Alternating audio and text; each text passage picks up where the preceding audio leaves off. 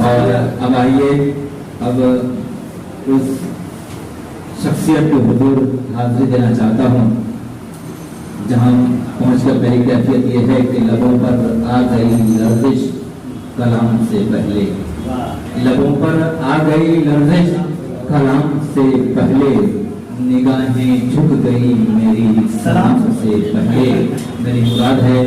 آج کی نشست کے مہمان خصوصی جناب مولانا دلاور حسین ندوی یقین فیضآبادی صاحب کو میں 4 مصروں سے آواز دینا چاہتا ہوں کہ اندھیری شب کا بھی ہو کر اسیر زندہ ہے، اندھیری شب کا بھی ہو کر اسیر زندہ ہے، میری ہتھیلی پہ روشن لکیر زندہ ہے، اور دیا گیا تھا جسے خدائے سخن کا خطاب، غزل کے شہر میں اب تک وہ میر زندہ ہے، جناب یقین فیضآباد۔ سب سے پہلے میں واقعی اس کے حوصلے کی حضرت مولانا مفتی آفتاب غازی صاحب کا شکریہ ادا کرتا ہوں کہ انہوں نے آپ سے تعارف اور آپ سے ملاقات کی کوئی سبیل نکالی۔ اس کے بعد بزم رہبر کے اراکین کا شکر گزار ہوں جنہوں نے اپنی ملاقات کا شرف مجھے بخشا۔ میرے بارے میں جو کچھ کہا گیا اس میں حقیقت کم ہے، عقیدت زیادہ ہے، لہذا میں عقیدت کا تو کوئی علاج نہیں ہے اور اس پر کوئی ہم تبصرہ نہیں کر سکتے اس کی عقیدت کہاں تک پہنچ سکتی ہے۔ بہرحال میں نے بنیادی طور پر شاعری غزل کی شروع کی، لیکن غزل کی شاعری صرف اس لیے کی تاکہ قلم درست ہو جائے، لکھنے کا سلیقہ آ جائے، تو پھر اللہ اور اس کے رسول کی تعریف کی جائے تاکہ اس کی تعریف میں پھر کوئی کمی نہ رہ جائے۔ تو رف کاغذ کے طور پر میں نے غزل کی شاعری کی ہے، اور بنیادی نام کا شاعر تو میں نہیں کہہ سکتا اس لیے کہ ابتدا غزل کی شاعری سے ہوئی ہے، لیکن بہرحال غزل کے کچھ کلام ہیں، اور اب بھی میرے احباب بہت تقاضا کرتے ہیں تو کبھی کبھی غزل کہہ لیتا ہوں، ورنہ پوری توجہ ہم اور نعت اور منقبت کی شاعری پر ہوگی۔ میں تو چاہتا تھا کہ میرے اعزاز میں اگر پروگرام ہو تو نعت کا مشاعرہ ہو، لیکن ہم نے سب لوگوں نے بہاریہ کلام سے نوازا ہے، بڑا اچھا لگا سب کو سن کر۔ کاش کے کتنا موقع ہوتا کہ سب کے کلام مکمل سنے جا سکتے، یا اپنے منتخب 2-1 کلام سب لوگ سناتے، لیکن جب کسی کا اعزاز ہوتا ہے تو مقامی شعراء ایسا ہی کرتے ہیں، ہم لوگ بھی ایسا ہی کرتے ہیں۔ ہمارے آپ تشریف لائیں گے تو ہم بھی یہی کریں گے، آپ سب کو زیادہ سے زیادہ سننے کا موقع ملے گا۔ پہلے میں بھی کلام پیش کر لیتا ہوں اور ترنم میں بھی تھوڑا بہت پڑھ لیتا ہوں۔ پہلے ایک کلام تحت میں سماعت کرنا لے۔ جیسا کہ میرے تعارف میں آفتاب غازی صاحب نے کہا کہ زبردستی الفاظ کو داخل کرنا، شامل کرنا شاعری میں معیوب سمجھتا ہوں، لہذا بالکل آسان لفظوں میں سیدھی سمجھ میں آنے والی شاعری کی کوشش کرتا ہوں۔ مطلب پیش خدمت ہے، صدر محترم سے اجازت چاہتے ہوئے دیکھیں آپ۔ لوگ تو کچھ بھی نہیں دیکھتے سربت کے سوا، لوگ تو کچھ بھی نہیں دیکھتے سربت کے سوا، اور پاس اپنے نہیں کچھ بھی محبت کے سوا۔ لوگ تو کچھ بھی نہیں دیکھتے سربت کے سوا، اور پاس اپنے نہیں کچھ بھی محبت کے سوا۔ اور شعر یہاں سے، ان کو انسان بھی کہیے تو بھلا کیوں کہیے، ان کو انسان بھی کہیے تو بھلا کیوں کہیے، سب کچھ آتا ہے جنہیں انس و مربت کے سوا۔ ان کو انسان بھی کہیے تو بھلا کیوں کہیے، سب کچھ آتا ہے جنہیں انس و مربت کے سوا۔ اور یہ شعر اپنے لیے، ہم گنہگاروں کی عزت بھی ہے اس دنیا میں، ہم گنہگاروں کی عزت بھی ہے اس دنیا میں، نام کیا دیں اسے اللہ کی رحمت کے ساتھ۔ ہم گنہگاروں کی عزت بھی ہے اس دنیا میں، نام کیا دیں اسے اللہ کی رحمت کے سوا۔ اور جو مرض عام ہے نفرت کا بتائے کوئی، جو مرض عام ہے نفرت کا بتائے کوئی، ہے کوئی اور علاج اس کا محبت کے سوا، ہے کوئی اور علاج اس کا محبت کے سوا۔ جو مرض عام ہے نفرت کا بتائے کوئی،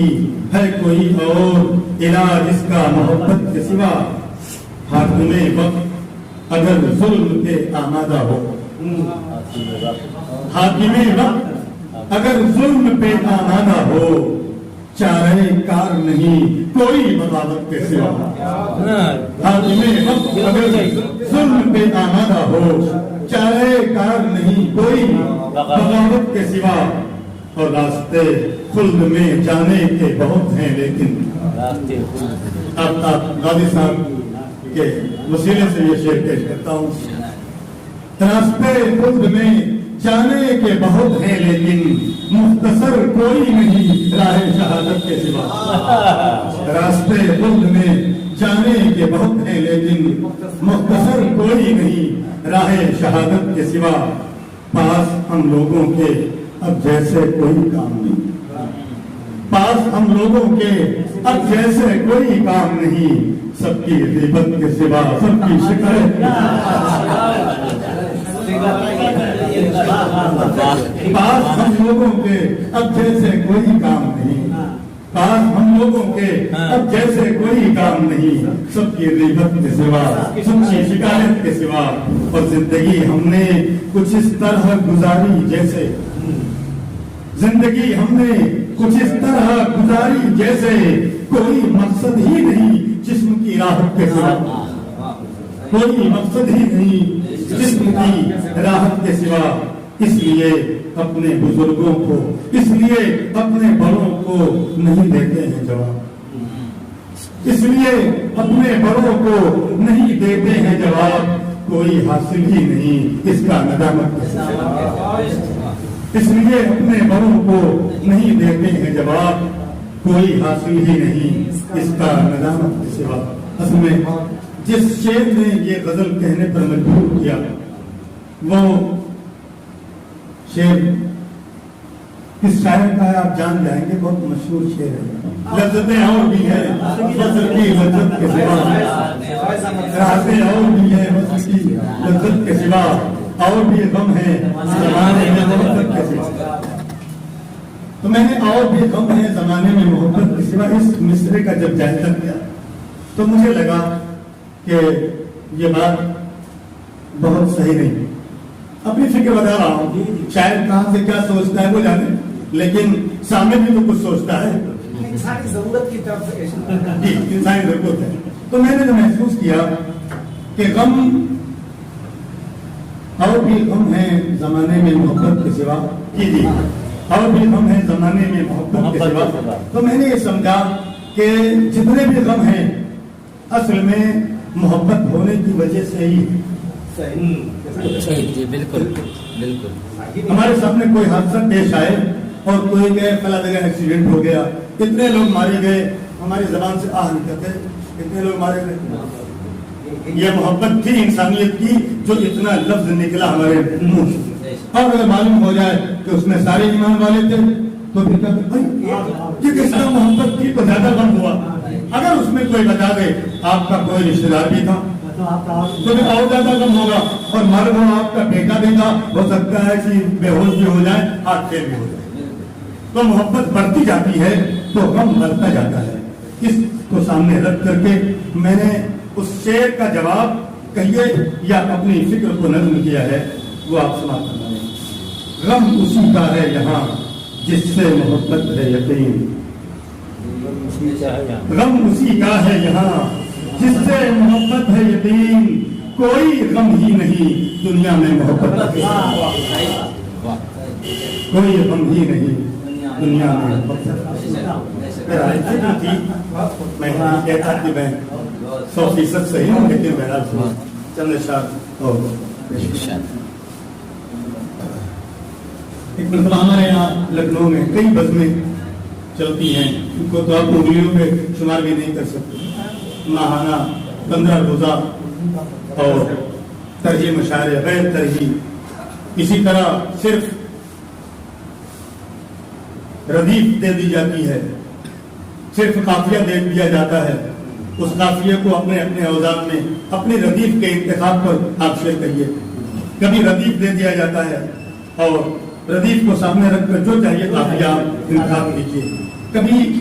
ایک لفظ دے دیا جاتا ہے کہ آپ کے ردیف کا ایک جز ہونا چاہیے اسی طرح کا ایک مشاعرہ ہوا جس میں ایک لفظ دیا گیا عشق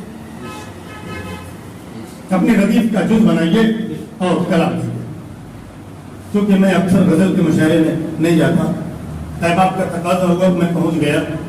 تو لوگ مجھے دیکھتے ہی چاہو گے کہ جب سیدھی سادی ہوتی ہے ردیف تب تو آتے نہیں اب عشق ردیف دے دیں تو حضرت تشریف لے عشق الہی کیا ہے عشق کی حدیں اور جو ہے وہ تو معلوم ہے بہرحال وہ ردیف کا جز بنایا ہے عشق وہ کلام پیش کرتا ہوں آپ